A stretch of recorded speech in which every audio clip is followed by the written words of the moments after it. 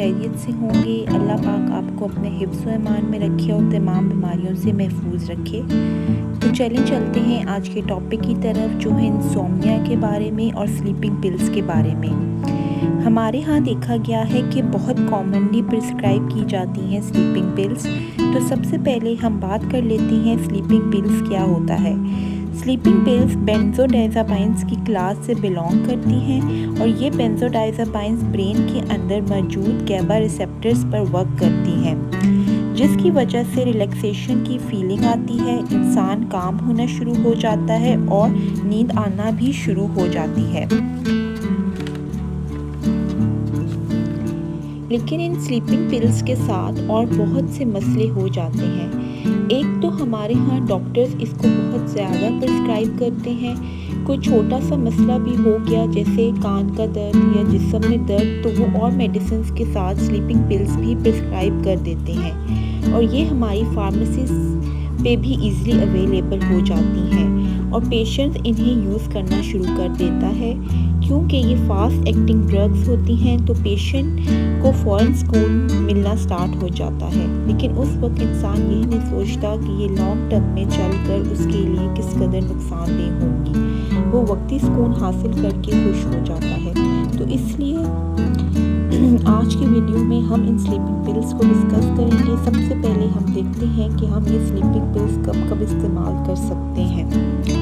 सबसे पहले जब पेशेंट साइकेट्रिस्ट के पास जाता है और नींद न आने की शिकायत करता है, तो सबसे पहले साइकेट्रिस्ट रूल आउट करता है कि क्या नींद न आने की कोई और ख़ास वजह है। बहुत सारी बीमारियां हैं जिसमें नींद न आना एक सिम्टम है। फॉर एग्जांपल, अगर किसी को एंजाइटी है, डिप्रेशन है, ओसीडी है या कोई भी साइकोलॉजिकल इशू है, या उसके अलावा कोई और डिजीज़ जैसे एस्थमा, कैंसर, आर्थराइटिस है, तो उसकी वजह से नींद न आने को सेकेंडरी इंसोम्निया कहते हैं। उसके अलावा कुछ पेशेंट्स में नींद न आने को के पीछे कोई ख़ास बीमारी नहीं होती, कोई ख़ास नफ्सियाती बीमारी नहीं होती। इसे हम प्राइमरी इंसोम्निया कहते हैं और इसमें सिर्फ नींद का प्रॉब्लम होता है, तो हम इसको मेडिकेशन के बगैर ठीक कर सकते हैं। इसके लिए कुछ टिप्स हैं, वो देख लेते हैं। सबसे पहले आपको अपनी टाइमिंग सीखनी है। कुछ लोग दोपहर को 2 से 3 घंटे सो जाते हैं और सुबह भी देर से उठते हैं, तो उसको रात को नींद कैसे आ सकती है, क्योंकि उसकी 7 to 8 आवर्स की नींद तो पूरी हो रही है, लेकिन उसकी टाइमिंग्स ठीक नहीं है। तो ऐसे पेशेंट्स के लिए टाइमिंग ठीक करने की ज़रूरत है, क्योंकि हर चीज़ का एक वक्त होता है। दिन काम करने के लिए बना है और रात आराम। तो जो इस नॉर्मल साइकिल को फॉलो नहीं करता तो ऑटोमेटिकली उसकी नींद ख़राब हो जाएगी। टाइमिंग्स के बाद एनवायरनमेंट की बात करते हैं। सबकी अपनी रिक्वायरमेंट्स होती हैं। कुछ को लाइट बंद करके नींद नहीं आती, कुछ को लाइट ऑन करके नींद नहीं आती। फिर रूम टेम्परेचर भी आपकी नींद को अफेक्ट करता है। आपका बेड, आपका पिलो, आपका मैट्रेस सब आपकी रिक्वायरमेंट और कंफर्ट के मुताबिक होना चाहिए। कोई भी ऐसी चीज़ नहीं होनी चाहिए जिससे आपको डिस्टर्बेंस हो। इसके अलावा आपको अपनी डाइट को भी देखना है। आपकी डाइट में कोई भी स्टिम्युलेटरी इफेक्ट वाली चीज़ नहीं होनी चाहिए, जैसे अल्कोहल, टी, कॉफ़ी जिसमें कैफीन पाई जाती हो। और रात को आपको ज़्यादा प्रोसेस्ड कार्बोहाइड्रेट वाली डाइट भी नहीं लेनी चाहिए जिसमें हाई शुगरी कंटेंट पाया जाता है।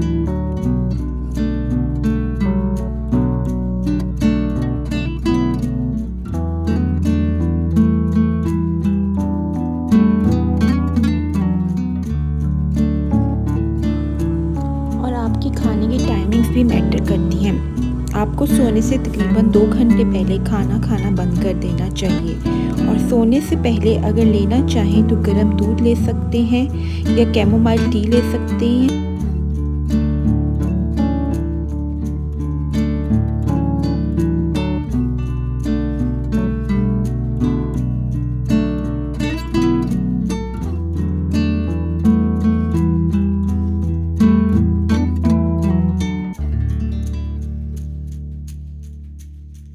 या कुछ फ्रूट्स जैसे बनाना, कीवी, चेरीज़ जिनमें मैग्नीशियम और पोटेशियम हाई कंटेंट में पाया जाता है और ये नींद लाने में मददगार होता है।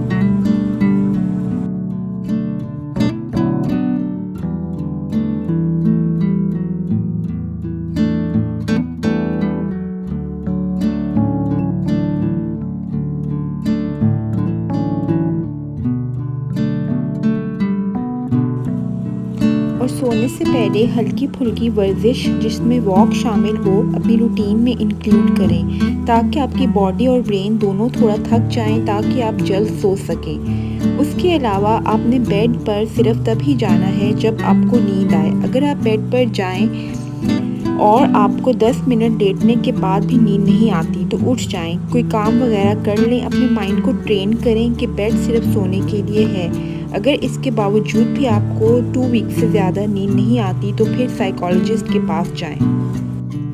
वो आपको प्रॉपर असेस करेगा और ऐसी दवाइयाँ देगा जिससे आपको डिपेंडेंस ना हो और आप स्लीपिंग साइकिल भी ठीक हो जाए।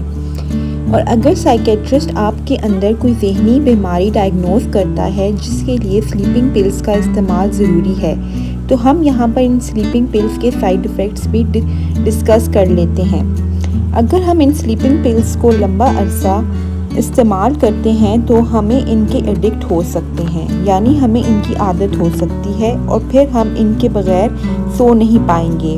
तो इसलिए आप जब भी इन्हें इस्तेमाल करें तो डॉक्टर की हिदायत के मुताबिक इस्तेमाल करें। इन दवाइयों को इस्तेमाल 1 मंथ से ज़्यादा नहीं कराया जाता बल्कि ज़्यादातर सिर्फ 2 वीक्स तक लिया जाता है। इन दवाइयों का इस्तेमाल सिर्फ इसलिए करवाया जाता है ताकि जब तक दूसरी दवाइयाँ अपना असर नहीं दिखाती तो स्टार्ट में पेशेंट इनसे आराम हासिल कर ले। लेकिन पेशेंट क्या करते हैं कि अपनी मेन दवाइयाँ जो उन्हें उनकी मेंटल डिजीज़ जैसे OCD, पैनिक डिसऑर्डर या डिप्रेशन के लिए दी जाती हैं उन्हें छोड़कर इन स्लीपिंग पिल्स को ही जारी रखता है क्योंकि इनके इस्तेमाल से उसे फ़ौरन आराम मिलना स्टार्ट हो जाता है। तो यहाँ पेशेंट को बताएं कि 3 to 4 वीक्स इंतज़ार करे और अपनी डिजीज़ से रिलेटेड दवाइयाँ लेता रहे, गैप ना दे और इन स्लीपिंग पिल्स को आहिस्ता आहिस्ता आधी डोज करके छोड़ दें क्योंकि अगर आप इनको नहीं छोड़ेंगे तो आपको और बहुत से मसले आ जाएंगे, जैसे इनकी डिपेंडेंस हो जाएगी। डिपेंडेंस उसे कहते हैं जब आपको 1 गोली के बजाय 2 गोली और 2 गोली के बजाय 3 से आराम आए, यानी डोज बढ़ानी पड़े सेम इफ़ेक्ट हासिल करने के लिए। और इसके ज़्यादा इस्तेमाल से फ़िज़िकल इफ़ेक्ट्स भी आना शुरू हो जाएंगे, जैसे यादाश्त में कमी, बोलने में तकलीफ़ हो सकती है, तबीयत हर वक्त बोझल रह सकती है। तो इन दवाइयों का लंबा अरसा इस्तेमाल ना करें, डॉक्टर की हिदायत के मुताबिक इस्तेमाल करें। अब कुछ नेचुरल सप्लीमेंट्स की बात करते हैं जो आजकल ईज़िली मार्केट में अवेलेबल होते हैं और उनसे नेचुरली स्ट्रेस लेवल्स कम हो जाते हैं और नींद भी सही होना स्टार्ट हो जाती है।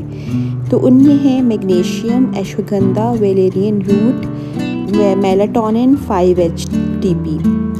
ये सप्लीमेंट्स होते हैं जो आप ईज़िली मार्केट से ले सकते हैं।